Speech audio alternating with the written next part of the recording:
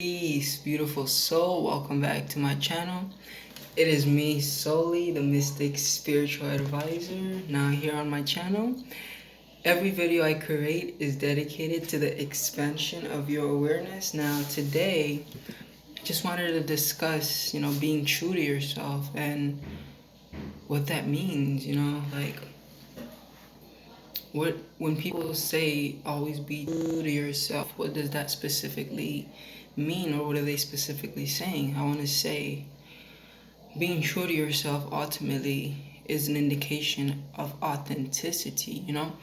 Now, if you haven't seen my video on authenticity, I definitely do recommend that you do so. Now, to be true to yourself, well, before you can truly be true to yourself or anyone else, you must first, in a sense, understand. If it's to be true to someone else, you must first understand who they are, what their morals and principles are, what they want and what they're looking for. Therefore, before you can even be true to yourself, you must first dive into knowledge of self, knowing thyself. Knowledge of self, in a sense, is something that our ancestors, aka the ones who came before us, knew all about, and they preached it and preached it and preached it. But as humans have gotten more indoctrinated into this Western, society system, they've taken, knowledge of self away from the schools. They've taken, sciences like astrology, numerology, and things of that sort. The thing is, who we truly are, okay, so if you haven't, studied or watched my series on the human energetic system, I definitely do recommend it. But when I got to the crown chakra, I talked about how, well, through all the chakras, I talked about how every chakra has an identity. The root chakra identifies with the physical body. Meanwhile, the crown chakra identifies with the universal body. The crown chakra is who we truly are. Meanwhile, the third eye, in a sense, is the archetype, as the third eye is the seat of the soul and the light of the soul. It is within the third eye that we project our reality. But that's another story. So truly, when you understand, in a sense, that you are different bodies in one, like every chakra system, not every meridian point, rather, I should say, aka chakra, has a body it identifies with. The root chakra, like I said, identifies with the physical body. The sacral identifies with the emotional body. The solar plexus, in a sense, is like the energetic, the Ka body, or the sun body. The heart chakra, in a sense, is the equalizer. It balances the higher and the lower realms. The higher realms being, the higher bodies. The throat chakra, the third eye, so on and so forth. Now, yes, knowing thyself really definitely does start with knowing the fact that you are a universal entity, a universal being, and your story extends beyond this physical experience. You as an entity are bigger than your physical experience. You're bigger than the pain you've gone through. You're bigger than the happiness, the joy you've, experienced. Now,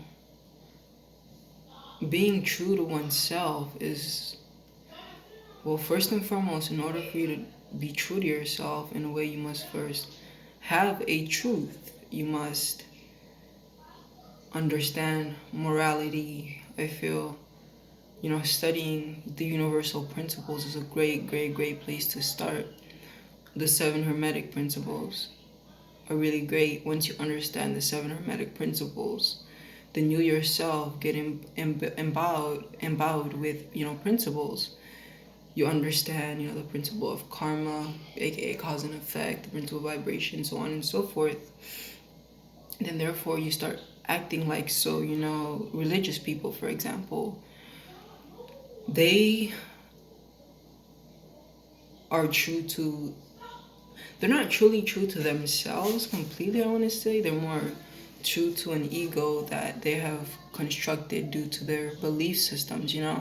So when they follow, the religions, so on and so forth, they feel they are being true to themselves. So me, I am an astrologer, as I always say in my videos. So one thing I would highly recommend is anyone watching this who hasn't studied their natal chart, to get a natal chart, reading from me, of course, or any other astrologer out there. I am highly qualified to give readings, of course.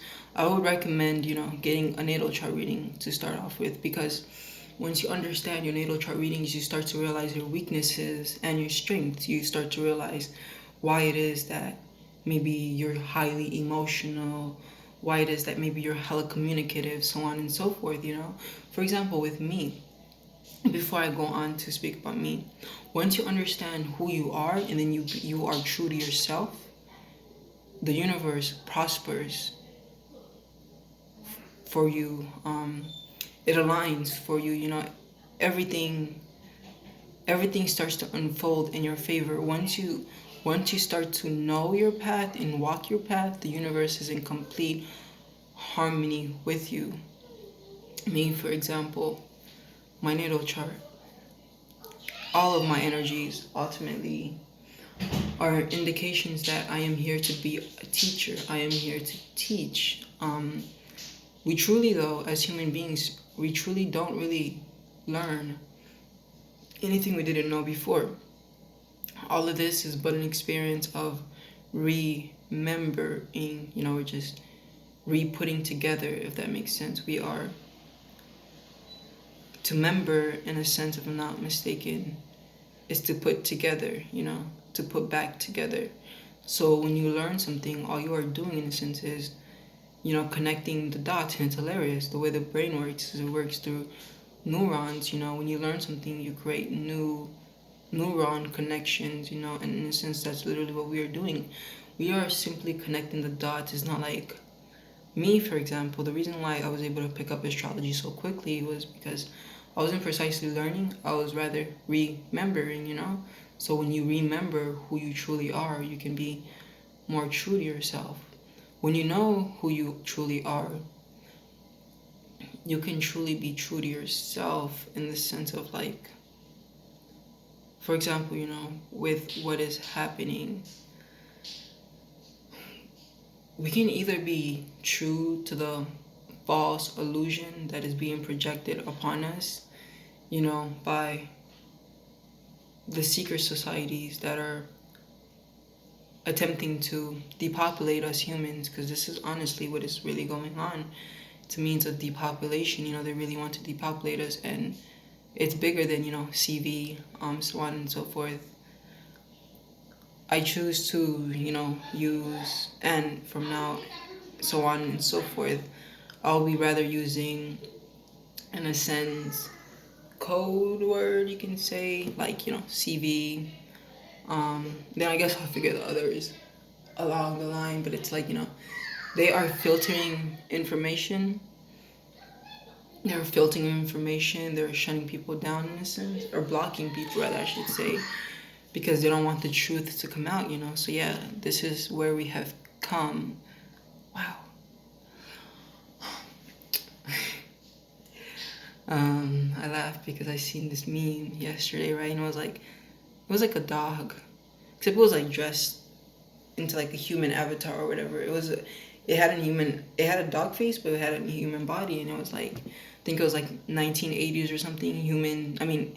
Americans were fighting for like the rights, well, because how like supposedly, well, not supposedly, but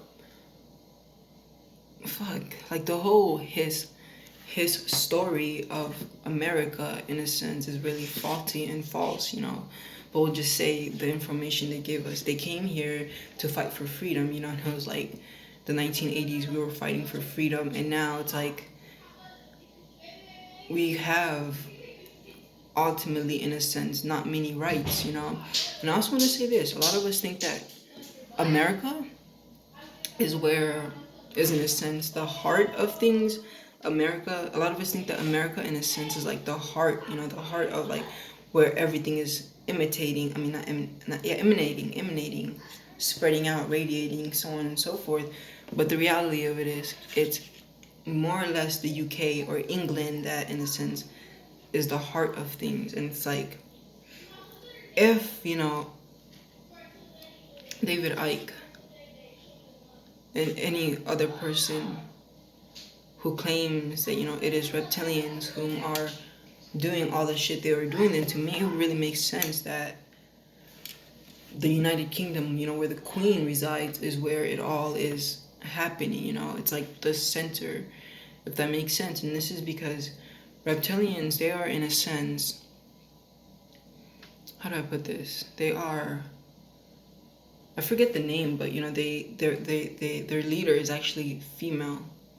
Their leader is actually female. And you can see this all over nature. You can see that it is actually the woman who is supposed to be in power. It is actually the feminine energy that's supposed to be in power. It's reflected within the ants, within the bees, so on and so forth, you know. I mean, yeah, I'll leave it at that though.